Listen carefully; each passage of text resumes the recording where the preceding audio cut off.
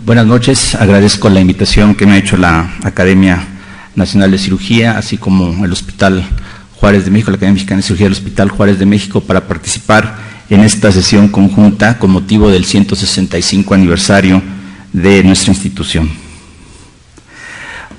Vamos a tocar el tema de la asociación entre virus de papiloma humano y virus de inmunodeficiencia humana.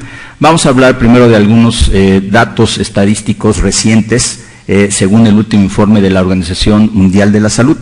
Se estima que a finales del año 2010 existían en el mundo 34 millones de personas infectadas por el virus de VIH.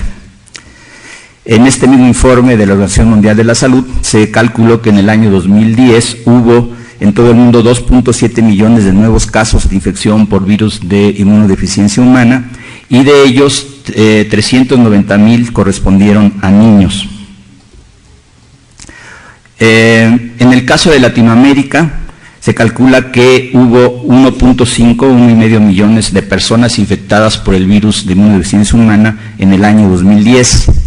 Y en esta región se piensa que el virus se está propagando fundamentalmente a través de redes de hombres que tienen relaciones sexuales con otros hombres. Muchos de estos hombres a su vez pues tienen relaciones sexuales con mujeres, y esto propicia la diseminación de esta infección.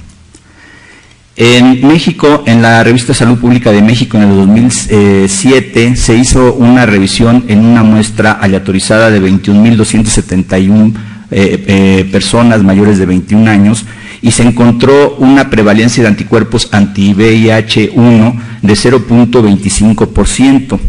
Los factores vinculados con esta infección fueron edades tempranas, sexo masculino, la residencia en el área del Distrito Federal, escolaridad de licenciatura o mayor, ser personas con estado civil solteros, divorciados o separados. También se ha visto que la prevalencia de infección por el virus de VIH en el grupo de población de pacientes homosexuales es considerablemente más alta, de tal manera que en Latinoamérica es un 11 a 20% más elevada que en el grupo heterosexual y 19% más alta en los Estados Unidos de Norteamérica. También en este grupo de riesgo la infección por VPH es más alta. Pues el VIH sigue siendo todavía un problema de salud pública en el mundo, desde luego, y las muertes relacionadas con SIDA siguen siendo elevadas. Se calcula que en el 2010 hubo 1.8 millones de defunciones relacionadas con el virus de inmunodeficiencia humana, aunque se ha visto una tendencia a la disminución de esta tasa de mortalidad. Sin embargo, si lo analizamos por regiones, en el caso de Europa, la mortalidad en el caso de Europa Oriental y Asia Central, la mortalidad se ha multiplicado por 11, de tal manera que pasó del 2001 de 7,800 casos a 90,000 casos en el 2011. En el caso de Asia Oriental se ha duplicado prácticamente, pasó de 24,000 a 56,000. Y en el caso de Oriente Medio y en el norte de África, el incremento ha sido de aproximadamente el 60%, pasando de 22,000 a 35,000. En cuanto al tratamiento, atención y apoyo en relación con el virus de inmunodeficiencia humana, a finales del 2010 el número de personas en tratamiento con antirretrovíricos en países de ingresos bajos y medios había alcanzado los 6.65 millones. El compromiso inmunológico debido a la infección por VIH ocasiona que las complicaciones por el virus de papiloma humano, como el cáncer cervicuterino y el cáncer anal, sean más frecuentes. También se ha visto que la incidencia de cáncer anal y oral relacionada con infección de VPH se ha incrementado en la población general. Sin embargo, como mencionábamos anteriormente, esta incidencia es mucho mayor si coexiste con infección de virus de inmunodeficiencia humana. Pero también se ha visto otros factores de riesgo, por ejemplo, la incidencia de VPH en pacientes VIH negativos, pero que tienen relaciones sexuales por vía anal, en el caso de pacientes homosexuales. También se ha visto que en un trabajo realizado por Goldstone se encontró una incidencia del 33% de infección de VPH en las regiones perineal y perianal en pacientes hombres que tenían relaciones con otros hombres, pero que eran seronegativos para VIH. En cuanto a la incidencia de verrugas genitales, en un estudio realizado en varias ciudades de Latinoamérica y los Estados Unidos, se diagnosticó una incidencia de 6.3% de verrugas anogenitales en pacientes hombres que tenían relaciones con mujeres y 4% en pacientes hombres que tenían relaciones con otros hombres. Las contribuciones del Hospital Juárez en el campo de las lesiones por virus de papiloma humano en la región anal y genital han sido importantes. Desde 1978 iniciamos con algunos trabajos. En 1978 publicamos una revisión de 31 pacientes, 14 correspondieron al sexo masculino, 17 al femenino. En este grupo de pacientes, 18% era BRL positivo y 60% de los pacientes masculinos eran mayores de 21 años o solteros. En 53% de las pacientes femeninas, además, coexistía condilomatosis en otras localizaciones, vulvar o vaginal, y se encontró una estrecha relación entre coito anal y condilomas acuminados. En esta época, los tratamientos que utilizábamos era la aplicación de podofilina, la electrofulguración y la excisión quirúrgica. En otro trabajo que se publicó en la revista del Instituto Nacional de Cancerología en 1961, presentamos uno de los primeros casos quizás en México de la asociación de condilomatosis acuminada perianal y carcinoma epidermoide de la unión anorrectal. Aunque ya se habían hecho algunas descripciones previas, Siegel en 1962 describió el primer caso de transformación maligna.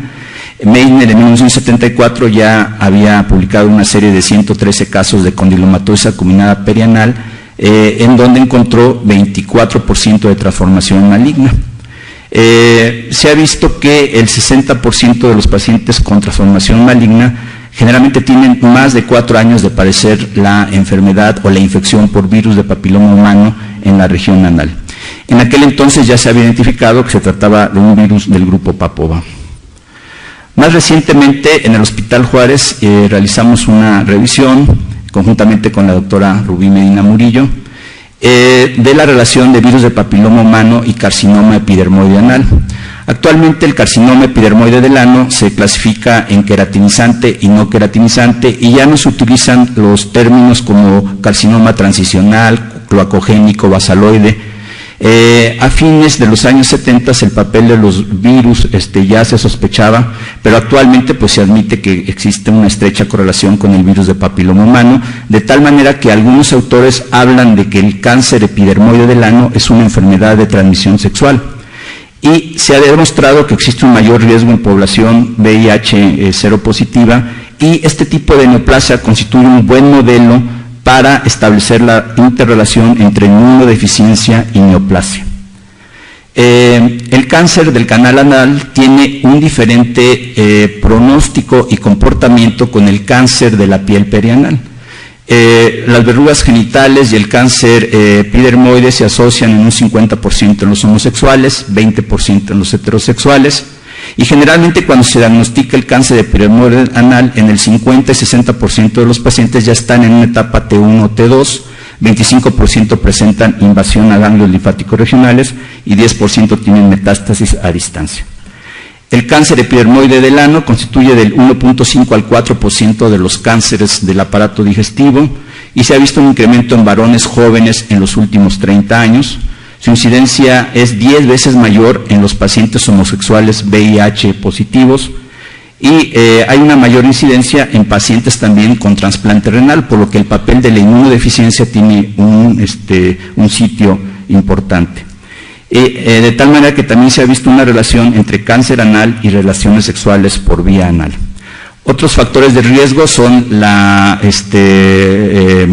el antecedente de más de 10 parejas sexuales, el antecedente de verrugas anogenitales, algunas otras enfermedades como sífilis, hepatitis y relaciones anales antes de los 30 años de edad. Los pacientes homosexuales tienen un mayor riesgo de presentar una infección por virus de papiloma humano y de presentar una neoplasia anal intraepitelial, que es el precursor del carcinoma epidermoide. Es por ello importante la detección de la neoplasia anal intraepitelial en los pacientes seropositivos para VIH y homosexuales. En casi 400 casos de carcinoma epidermoide anal se detectó que 88% de estos pacientes tenían ADN de virus de papiloma humano. Existe un mayor riesgo de carcinoma epidermoide en los pacientes seropositivos con los subtipos de virus de papiloma humano, 16, 18, como mencionaba el doctor Acosta Altamirano, y también para el serotipo 31. Sin embargo, la sola presencia de virus de papiloma humano no es factor suficiente para la malignización. Debe de acompañarse una pérdida de la función del gen tumoral supresor. De tal manera que se han detectado lesiones en los cromosomas 3P, 4P, 11Q, 13Q y 17Q. 50% de los pacientes VIH positivos con cuentas de CD4 menores de 500 leucocitos desarrollan neoplasia intraepitelial anal al cabo de 4 años. De tal manera que existe entonces también un incremento del cáncer epidermoide anal en pacientes VIH positivos, independientemente de la terapia antirretroviral. Como conclusiones, pues la infección del virus de papiloma humano es más frecuente en pacientes VIH positivos y cuando existe el antecedente de relaciones anales. El carcinoma epidermoide anal se asocia con las cepas de virus de papiloma humano 16, 18 y 31 y tiene una mayor incidencia en pacientes VIH positivos. Es por ello importante establecer programas de detección de neoplasia intraepitelial anal en pacientes de alto riesgo. Gracias, muy amables.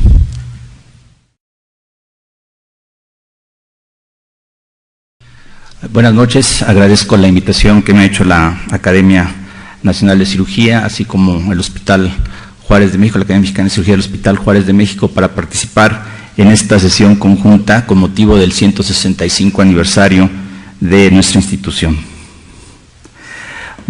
Vamos a tocar el tema de la asociación entre virus de papiloma humano y hizo una revisión en una muestra aleatorizada de 21.271 personas mayores de 21 años y se encontró una prevalencia de anticuerpos anti-VIH-1 de 0.25%. Los factores vinculados con esta infección fueron edades tempranas, sexo masculino, en la 2010. Y en esta región se piensa que el virus se está propagando fundamentalmente a través de redes de hombres que tienen relaciones sexuales con otros hombres. Muchos de estos hombres a su vez pues tienen relaciones sexuales con mujeres y esto propicia la diseminación de esta infección.